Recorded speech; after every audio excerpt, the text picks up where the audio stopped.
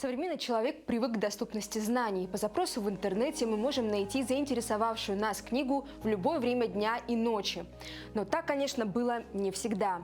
Первая публичная библиотека в Якутске появилась не так давно, чуть меньше 150 лет назад.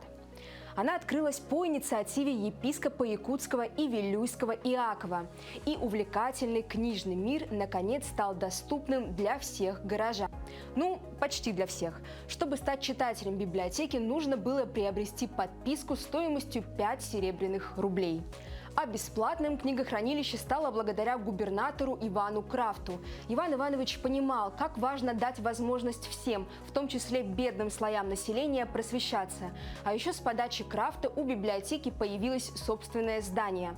До этого библиотека размещалась в плохо приспособленных для хранения бумаги помещениях, например, в гостином дворе, что по сути было большим рынком. Меж тем фонд читальни разрастался, а книги банально не умещались в тесных комнатах.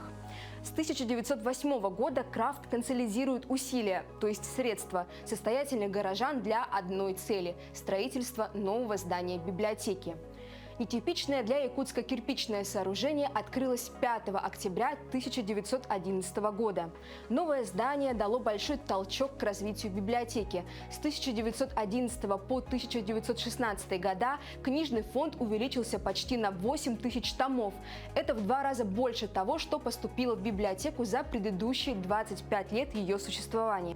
С приходом к власти большевиков городская публичная библиотека была реорганизована в Национальную библиотеку Якутии. Отсюда и берет свое начало главное книгохранилище республики. В 1925 году сюда приехала большая комиссия Академии наук СССР, в составе которого были ученые крупнейшие. И для этой комиссии, для экспедиции необходима была научная база. И здесь по инициативе Максима Кировича Амосова, председателя Совета народных комиссаров Якутской ССР, была создана первая научная библиотека здесь, в Якутии. Это Якутская национальная библиотека. 100 лет прошло, и мы сегодня готовы рассказать об этом на весь мир.